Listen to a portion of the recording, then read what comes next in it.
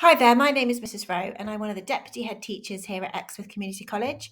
And part of my role in the college is to lead on teaching and learning. So that's about all the things that happen within the classroom and how we teach our young people. Before we introduce any change into our school, we always think about, does it align with our vision and our values? And our values and vision is to enable our students to flourish through our core values of belonging, ambition and responsibility. So whenever we're thinking about making change, we think, does that really link in with what we want to achieve for our young people? And that was around the thinking, that's a lot of the thinking that I did when we thought about introducing the idea of START. So, START is our routines for gaining attention within the classroom. And START stands for silent, track, arms, respectful, and thinking. And I'll come back to that and unpack that a little bit with you later on. But for the beginning of this presentation, what I really wanted to make sure that you had a really good understanding of the why we have chosen to introduce our START routine. When thinking about teaching and learning within the classroom, there is a really strong model that we choose, and it's taken from some research by a man called Daniel Willingham, who thinks about the brain and how we learn. It's called cognitive load theory. And Daniel Willingham talks a lot about the environment that students are learning in. And he says that we really need to think carefully about the culture within our classroom. And we spent a lot of time over the last 2 years building our relational practice, making sure that students have got a really warm welcome to the classroom and that the environment's set up for them. So now we're moving on to thinking really about how we secure attention, because we know that no learning can take place unless we secure the attention of students. And it's really imperative that we do that swiftly and really warmly with students, because habits of attention are the basis of learning. So I've thought really carefully about this over the last 6 months. And what we've come up with as a school is our 8 habits of, or we call them powerful teaching habits. And they also translate into student talk, and we talk about the powerful learning habits. And 4 of these habits are about harnessing attention, and 4 are about increasing participation. And as a school, as a community, we're working on introducing each of these, and we're having loads of fun talking about the why, so students really understand why it's important, and then having a go at rehearsing these together. And we've had huge success this half term. So that's why I wanted to talk to you a little bit more about the number 2 on the harnessing attention, which is our signal, pause, insist. And it's really important we think about our habits of attention, because as teachers, we naturally make assumptions. We assume that students know what good habits of attention look like. We assume that students know how to concentrate for up to 2 hours in a lesson.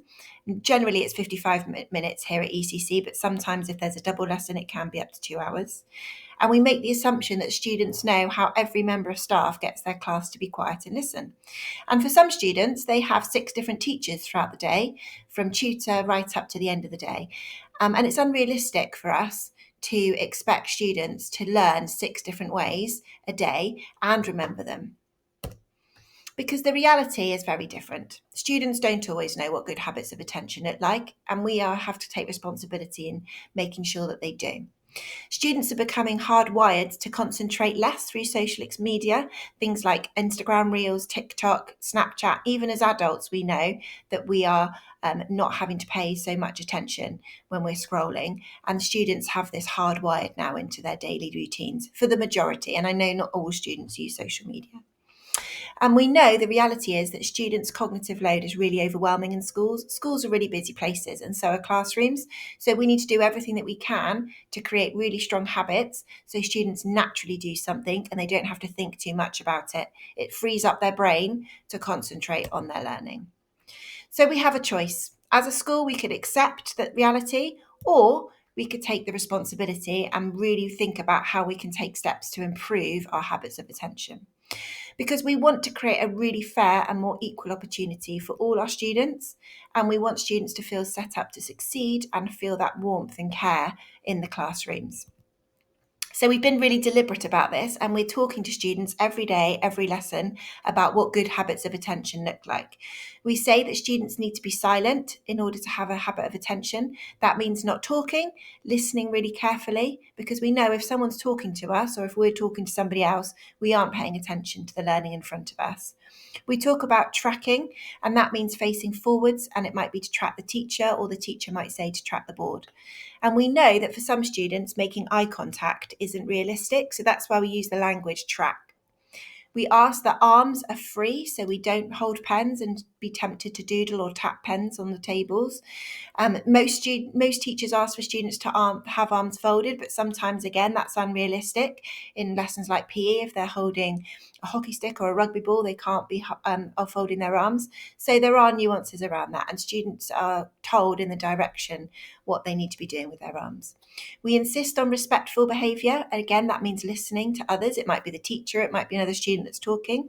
And we insist on sitting up or standing straight, because we know that when we are forming good habits of attention and demonstrating that we're listening, that is part of it. And we ask students to always be thinking and always ready to answer, because that's the point of learning. We want students to be thinking about their learning, not thinking about other things that might not be anything to do with the lesson in front of them. And we know for some of our students, these habits and predictabilities in the classroom are absolutely fundamental. When we plan and think about change, we always have our students that need us the most at the forefront of our minds. And that might be students with the SEND diagnosis, and it might be students that aren't necessarily have a diagnosis, but they do need our thought and our care. It might be that our students that sit within our pupil premium, and they might not always attend college as much. And we know that for some students, it's the anxiety of what's expected of them that is a barrier. So we're trying to remove that barrier as much as possible for all our students, because it benefits everybody if they know the predictability of what's expected of them in the classrooms. And we're doing it, as I say, with warmth, with care, with fun. We are praising students as much as possible when they get it right, and helping others who might not be getting it right to see what's expected of them. So thanks so much for listening. I really would welcome your feedback. If you want to get in contact with me at all, please do. And take care, and thank you for listening.